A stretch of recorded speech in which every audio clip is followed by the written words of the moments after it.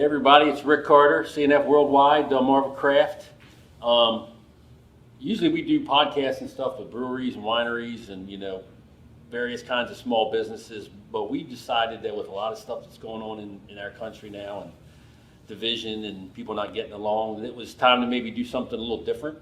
So we're going to call this podcast Two Guys on a Plane, because I'm here with my friend Lester Overton. Lester, how you doing today, man? I'm doing great, Rick. Good to see you again. So I'm going to get into our backstory here first, and then we'll maybe get into the meat and talk about some issues in our world today. But you're saying, okay, you guys are sitting here in a brewery. We want to thank Cult Classic Brewing on Kent Island here in Maryland for letting us use their studio. So Two Guys on a Plane comes to you from Two Guys in a Brewery. Lester and I met like 5 years ago on a flight to Fort Lauderdale, Florida. Exactly. Yep. And during that flight, Lester and I bonded rapidly over a mutual love of football. That was it. Yep. And Lester is an assistant coach at Wise High School down in PG County, perennial state powerhouse. It may have steamrolled the school 2 years sometime in the past few years. Yeah, trying to continue that. Just I went to a high school that was on the other side, a lot of meetings like that, but we won't go into that. But Lester and I had a really, really good conversation about race and relations and politics and stuff in the United States. And what really struck me that day was that a lot of times when you talk to somebody you don't really know, as soon as you get into certain areas, people kind of get quiet, or they're like, "Excuse me, I got to go."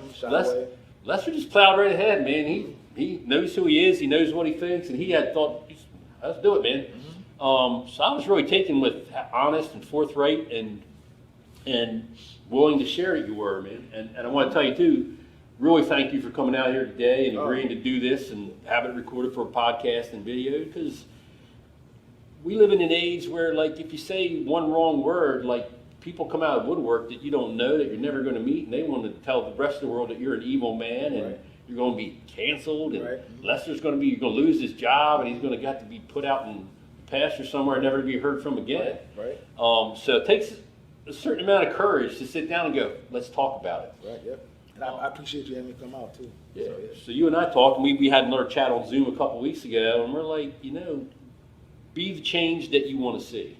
So instead of people sitting behind a screen sniping at each other and calling each other names, we're like, sit down and have a conversation face to face, and maybe we do some good, maybe nobody cares. Right.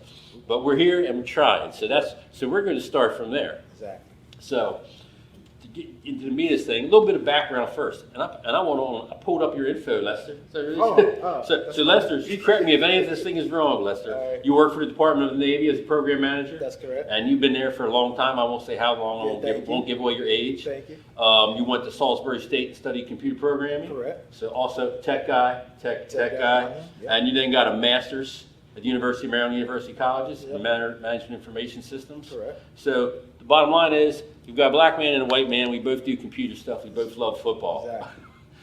My resume is not as impressive as Lester's. I got an Associate of Arts degree in data processing. Which is still great. From Cecil Community College in Northeast Maryland. Go Seahawks. I've heard of that community college before. So. Way up there. They didn't have a football team. I played soccer there a long time ago. So we had our conversation. I think it kind of started talking about football, but predominantly your team, we're talking about African-American young men and the mentorship you guys provide, and our conversation led into some of the things that we see in our society. And then, so people were saying, wait a minute, back up, Rick. You guys been on a plane 5 years ago. How are you talking to them? Well, Lester pinged me next day and friend on Facebook. I'm like, sure. So in the intervening years, whenever something kind of, weird happened, like a cop say, way to go football team, but be like, I get a message say, Brother Rick, what do you think about this? Right. Yeah, exactly. And we found out that even though there are some people in this country who would say, you guys should hate each other, and you should, found out a lot of times we thought almost exactly the same thing about some stuff that was going on. Exactly.